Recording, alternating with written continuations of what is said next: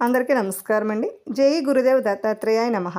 విష్ణు సహస్రనామాలలో 93వ నామమైన ఓం వ్యాళాయ నమః అనే మంత్రానికి అర్థాన్ని విందాం. దుర్జనులకు సర్పమునే భయం కలిగించేవాడు, అలాగే భక్తులను దగ్గరకు తీసుకునివాడగు ఆ దేవదేవునకు నా నమస్కారము అని మంత్రం యొక్క అర్థం అన్నమాట. వ్యాకరణ శాస్త్రమును అనుసరించి వ్యాళ శబ్దమునకు దగ్గరకు తీసుకునివాడు అని అర్థం ఉన్నది.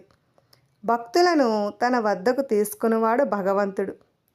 సుగ్రీవాదులు అభయం ఇయ్యవద్దనను శరణు వేడుతున్న విభీషణుని ముఖమును చూచి శ్రీరామచంద్రుడు ఏమన్నాడంటే, సుగ్రీవుని పిలిచి ఆ విభీషణుని నీవే నా వద్దకు తీసుకుని రమ్మని అతనికి అభయం ఇచ్చాడు.